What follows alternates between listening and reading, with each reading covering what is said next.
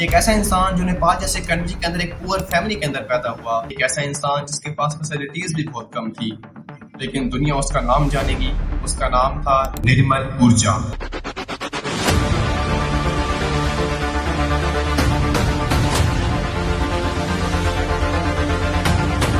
दुनिया उसको निम्स दाई के नाम से जानती है, वो इंसान जिसने डेंजरस माउंटेन्स क्लाइंब किए।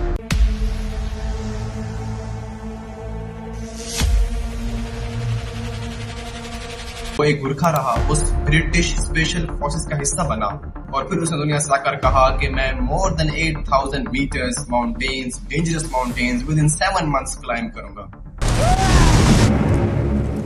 If you give up, you die. दुनिया ने कहा ये इम्पॉसिबल है, लेकिन उसकी डिक्शनरी में इम्पॉसिबल जैसा वर्ड था ही नहीं।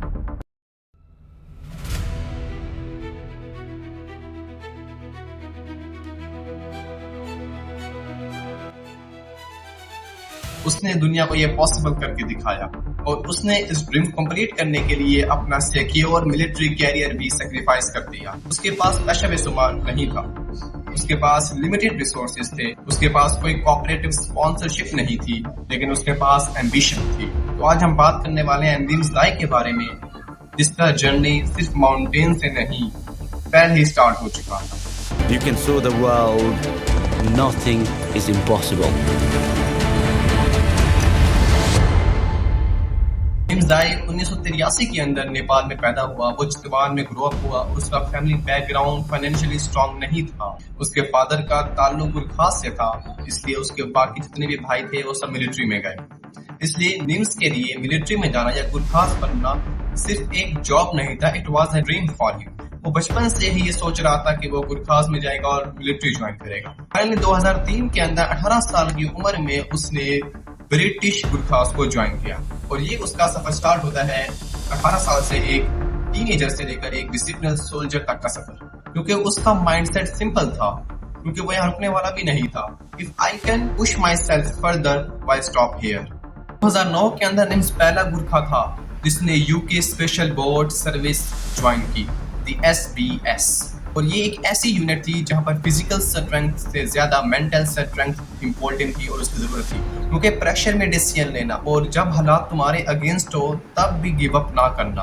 और तकरीबन निम्स ने मिलिट्री के अंदर 16 years स्पेंड किए और शायद उसे भी नहीं पता था कि ये सर्विस या ये ट्रेनिंग उसे दुनिया के हाईएस्ट माउंटेन्स तक ले जाएगी।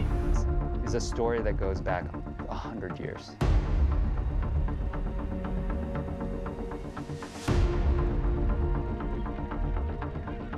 Cold, wind, avalanches. When a climber gets into trouble, और सबसे इंटरेस्टिंग बात वो ये है कि निम्स ओरिजिनली प्रोफेशनल क्लाइंबर नहीं था। 2012 में वो जब एवरेस्ट बेस कैंप की तरफ ट्रैक कर रहा था तब उसको माउंटेन ने अटैक करना शुरू किया। तो उसने अपने गाइड से कहा कि वो क्लाइंबिंग सीखना चाहता है और उसका पहला समिट था डबूचे ईस्ट, जिसकी हाइट थी तकरीबन 6119 मीटर। सिर्फ एक पहाड़, yes, even one mountain is enough to change your entire life. और निम्स को एल्टीट्यूड सूट करता था और उसकी मिलिट्री ट्रेनिंग और माइंडसेट ने उसको बहुत एडवांटेज दिया।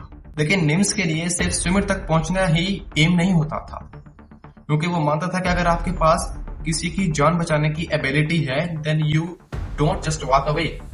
और स्विमिट के दौरान उसने एक स्ट्रगलिंग क्लाइंबर को देखा। Then instead of going he stopped to help. जब निम्स ने कहा कि वो 14 माउंटेन्स को जस्ट इन 7 months क्लाइंब करेगा तो दुनिया ने कहा ये इम्पॉसिबल है। जब उसने ये वर्ड सुना इम्पॉसिबल का, तब उसने अपने इस मिशन को नाम दिया प्रोजेक्ट पॉसिबल का। Impossible. So I decided to name it Project Possible. लेकिन एक प्रॉब्लम थी, वो ये थी कि ये सिर्फ माउंटेन्स क्लाइंब करना नहीं था, ये निम्स को अपना मुकम्मल फ्यूचर चेंज करना था। उसकी एंटायर लाइफ चेंज होने जा रही थी। उसने अपना 16 year मिलिट्री कैरियर सैक्रिफाइस कर दिया। उसकी फैमिली परेशान, उसका फाइनेंशियल सोर्स अनसर्टेन, और सबसे जो पेनफुल बात थी वो ये थी कि उसकी मदर की हेल्थ भी अच्छी नहीं थी।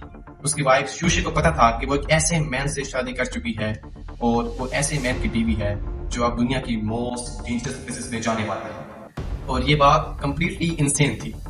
कि एक अच्छा स्टेबल करियर छोड़कर आप माउंटेन्स क्लाइंब करने जा रहे हो, लेकिन निम्स का आंसर सिंपल था, if you have a dream you have to chase it. No matter where you come from, you can show the world nothing is impossible.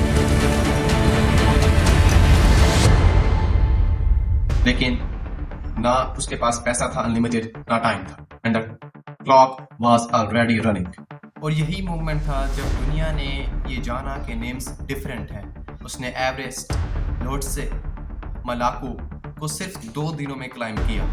और जस्ट इमेजिन, इन 3 पहाड़ों को, माउंटेन्स को, जो 1000 मीटर से भी अबव हाइट रखते हैं, वो सिर्फ 2 दिनों में क्लाइंब करना नॉर्मल नहीं, ये कुछ और था। और इस चीज़ से निम्स के जहन में एक क्रेजी थॉट आया कि if I can do 3 then why not all 14। दुनिया में 14 माउंटेन्स ऐसे हैं जिनकी 8000 मीटर से हाइट अबव है, और इन 14 माउंटेन्स को क्लाइंब करना हिस्ट्री में ऑलरेडी लेजेंडरी था। लेकिन निम्स का टारगेट सिर्फ इन 14 माउंटेन्स को क्लाइंब करना नहीं, बल्कि इन 14 माउंटेन्स को जस्ट इन 7 मंथ्स क्लाइंब करना था, जबकि प्रीवियस रिकॉर्ड था 7 years and 11 months। लेकिन निम्स का सिर्फ 7 महीने था। और 2019 के अंदर उसका ये मिशन शुरू हुआ। First target Annapurna, Dhaulagiri, Kanchenjunga, 1000 meter peaks. Then Everest, Lhotse, Makalu, one after another. लेकिन माउंटेन क्लाइंबिंग इंस्टाग्राम पिक्चर्स की तरह नहीं होती। 8000 मीटर की बुलंदी के ऊपर इन्वायरमेंट एक्सट्रीमली चेंज होता है, और वहाँ पर ह्यूमन बॉडी लिटरली स्ट्रगल करती है। ऑक्सीजन एक्सट्रीमली लो होती है, वेदर अनप्रिडिक्टेबल, और ठंड जालिम तरीन होती है।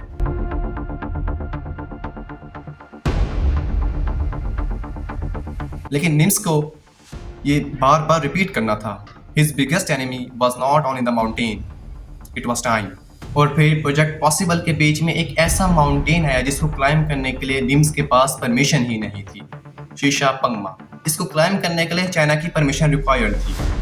जस्ट इमेजिन, अब अपनी जॉब छोड़ चुके हैं, फैमिली ऑलरेडी सेक्रीफाइस कर चुकी है, मिलियंस का प्रोजेक्ट रिस्क पर है, और आप multiple 8000 metres above height mountains climb कर चुके हैं, और अब आपके फाइनल मिशन का एक इम्पॉर्टेंट माउंटेन आपको क्लाइंब ही नहीं करने दिया जा रहा। But NIMS had only one option, find a way, because the clock was ticking. NIMS had not named the mission Project Impossible, he had named it Project Possible। और यहीं से निम्स की स्टोरी और भी ज़्यादा इंटरेस्टिंग होती है, बिकॉज पार्ट 2 में we enter the real battle K2। Giving up is not in the blood, sir. It's not in the blood.